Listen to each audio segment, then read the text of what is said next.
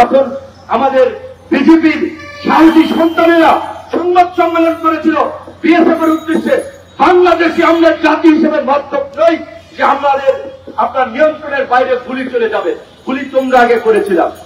এই রকমের একটা বোল্ড কথা বলায়, একটা সাহসী উচ্চারণ করায় এই ভারতীয় তামিলনাড়ু এবং গোলাম সরকারের গোলামরা যারা ডিজিএফআই, এনএসআই, বিজেপি, পুলিশ আছে, তারা যে চাটুকারিটা গোলামি করছে তার নজির সেই সময় আমরা দেখেছিলাম। সেই সাহসী কর্মকর্তাকে বিজেপি থেকে সরিয়ে ওইখান থেকে তাকে সরিয়ে দিয়েছিল। আজকে এই আজিজ এবং বেনজির পুলিশ এবং সামরিক বাহিনী প্রধান, দুই প্রধানের যদি এই অবস্থা হয় বন্ধুগণ, আপনি একটু কমন সেন্স থেকে চিন্তা করেন তাহলে বাকিদের কি অবস্থা। আজকে এমন কোন সরকারি সেক্টর, দপ্তর, অফিস আছে যেখানে ঘুষ দুর্নীতি চলে না?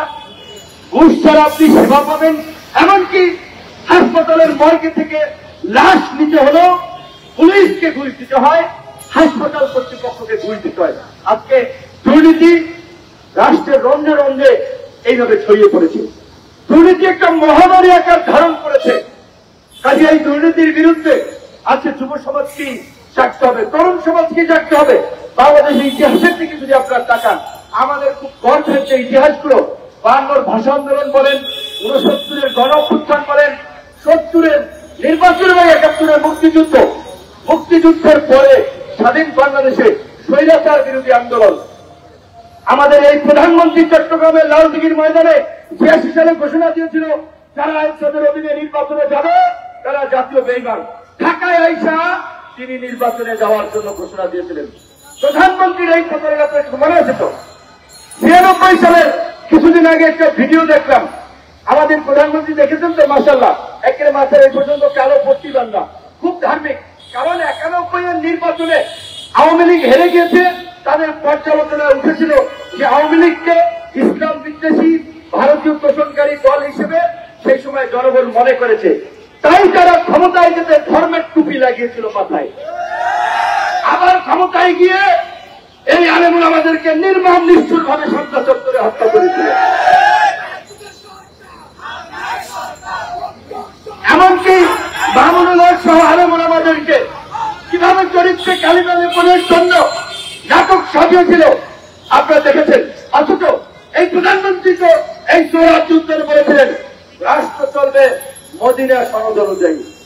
এখন তো জাহেলি সনদে দেশ চলছে, দেশ যেভাবে চলছে সেই আপনার আরবের আইএমএ জাহেলিয়ার যুগ, আর এখন মানুষ বলছে দেশে এখন আওয়ামী জাহেলিয়াতের যুগ চলছে।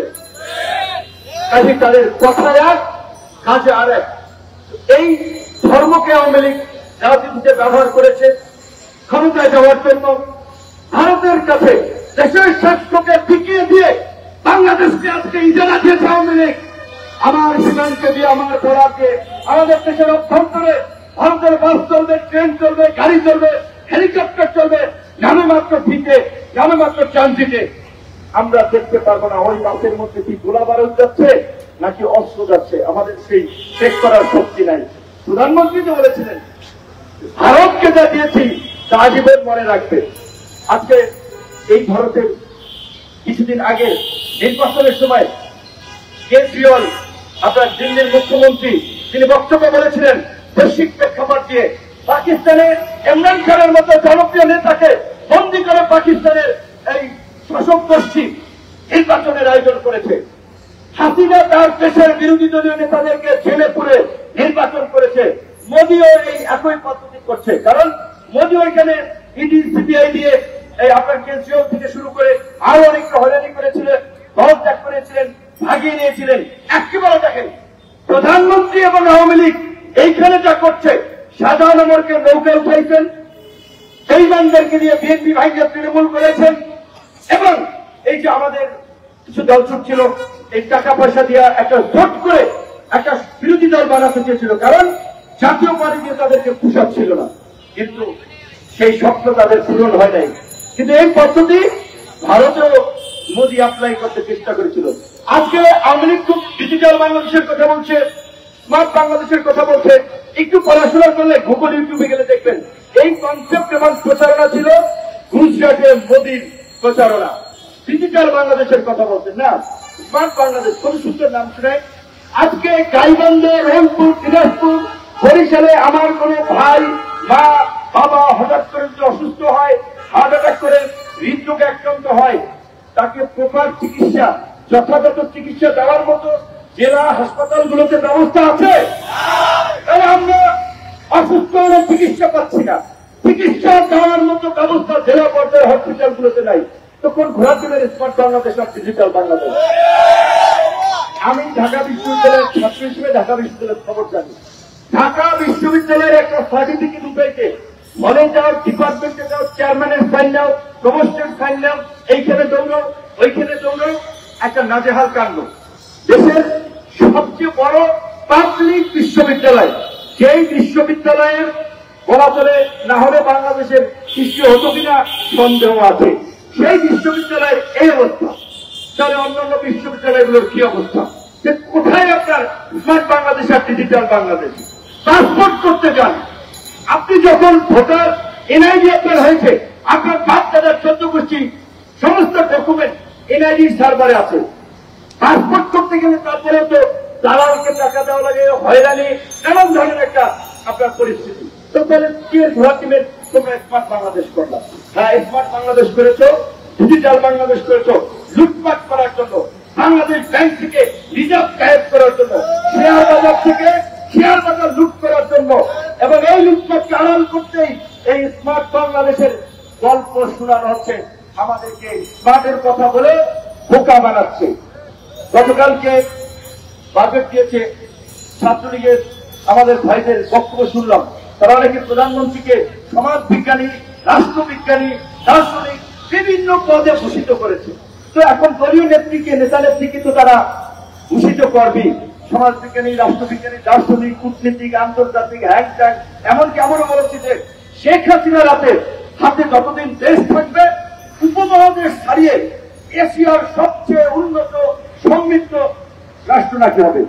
অথচ এশিয়ার মধ্যেও যদি আপনি তুলনা করেন, বাংলাদেশের শিক্ষা ক্ষেত্রে বরাদ্দ সবচেয়ে কম, স্বাস্থ্য খাতে বরাদ্দ সবচেয়ে কম।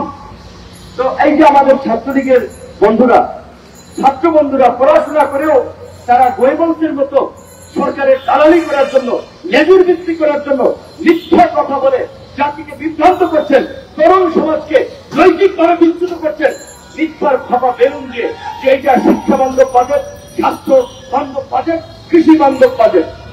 অনেকদিন ধরে আমাদের ছাত্র মহলের বুদ্ধিজীবীরা বলে আসছেন, বাজেটের ন্যূনতম 20% শিক্ষা খাতে বরাদ্দ দেওয়া উচিত বাংলাদেশের মতো একটা অনুন্নত এবং ওভার পপুলেটেড কান্ট্রির জন্য।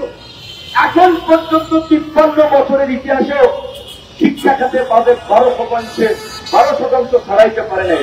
গতবার ছিল 11.57, এইবার করেছে 11.8। তারপরে এই বাজেটে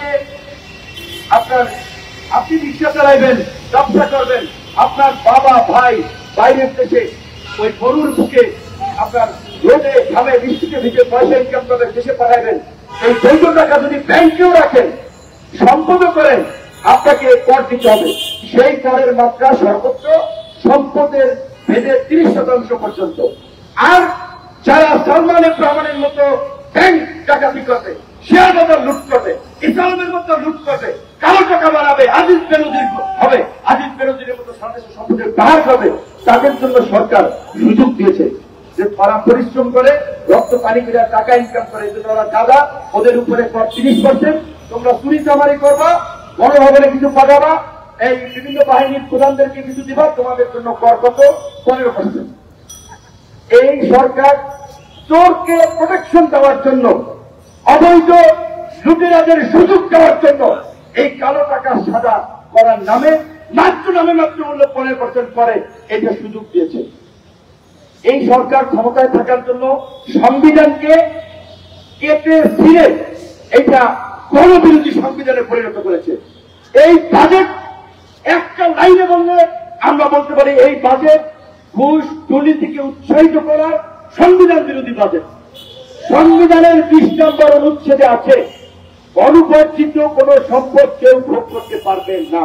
তাহলে এই যে 15% ঘুষ দিয়ে আপনার কর দিয়ে, ভ্যাট দিয়ে, ট্যাক্স দিয়ে কালো টাকা দিয়ে সাদা করার সুযোগ দেওয়া হলো, তাহলে বাজেট দিয়েছেন অর্থমন্ত্রী এবং সরকার সংবিধানের বিরুদ্ধে গিয়ে বাজেট দিয়েছেন। এই সরকার সংবিধানের কথা বলছেন, ওই কারণে বলেন গল্প শুনেছেন না যে একজন মাথায় টুপিওয়ালা ব্যক্তি বৃষ্টি দিয়া যাচ্ছে ভিজে ভিজে, আর একজন সাধারণ পাবলিক ছাতা নিয়ে যাচ্ছে। পরে এই টুপিওয়ালা পাবলিক আমরা স্বাভাবিকভাবে একটু নামাজ একটু মানে হুজুর দেখলে তাদের প্রতি আমরা খুব পজিটিভ দৃষ্টিভঙ্গি রাখি। তো সে বলছে, ভাই আপনি কি বেকুব নাকি? আল্লাহর রহমত থেকে বঞ্চিত হচ্ছেন কেন? বৃষ্টির ছাতা দিচ্ছেন কেন? আল্লাহ বৃষ্টিতে আপনি ছাতা ব্যবহার করতেছেন কেন? তো সে আপনার পরে ছাতাটা ফালাইছে, এটা আল্লাহর রহমত ভিজে যাইতেছে। পরে আবার ট্যাক্সের পিছনে তাকাইয়া যে বলছে সে ছাতিটা ব্যবহার করতেছে। এই সরকার প্রতারণা এবং এই কালো টাকা সাদা করার সুযোগ দিয়ে মূলত আলটিমেটলি দুর্নীতিবাজদেরকে একটা অসম্ভব রকমের সুযোগ দিচ্ছে। স্মার্ট বাংলাদেশের কথা বলে জনগণকে একটা ধোঁকাবাজি দিয়ে লুটপাটের রাস্তা তৈরি করছে। এই বাজেটের কিংবা যে কোনো ক্ষেত্রে সংবিধানকে সরকার একটা দোহাই দেয়। সংবিধানে আছে নির্বাচন নিয়ে বলেছে না, এক চুল পরিমাণে নড়া যাবে না। আর এই যে দেখেন তাদের একটা বাজেট করতে গিয়ে সংবিধানকে চুরি মেরে সাইডে ফেলে দিচ্ছে। বিভিন্ন কার্যক্রমে তারা সংবিধানকে প্রজ্ঞা করছে হুজুরের মতো, যখন মানে ওই ভদ্রলোকের মতো হুজুর তো না, এটা সাধারণ পাবলিক যে বৃষ্টির সময় লোকজনকে বিভ্রান্ত করে তার সাঁতারা নেওয়ার জন্য এই কথা বলছে, আর পরে সে ব্যবহার করতেছে। তো বাজেটের ক্ষেত্রে তারা সংবিধানকে ফেলে দিচ্ছে, নির্বাচনে তাদের ক্ষমতা থাকতে হবে, তখন সংবিধানকে ব্যবহার করছে। আমি আপনাদেরকে বিশেষ করে যেটি বলছিলাম যে 52, 69, 71, 90 সমস্ত ইতিহাসের আন্দোলন সংগ্রামের ছাত্র যুবক তরুণরাই রাজপথে বুক চিতিয়ে দাঁড়িয়েছে, তরুণরাই রক্ত ঢেলেছে, তরুণরাই সংগ্রাম করেছে। আজকের এই জাতিবাদ বিরোধী আন্দোলনেও তরুণদেরকেই রাজপথে নামতে হবে, তরুণদেরকেই রাজপথে ঢেউ তুলতে হবে। তরুণরা যুবকরা আগাইয়া না আসা পর্যন্ত এই প্রতিবাদের পতন হবে না।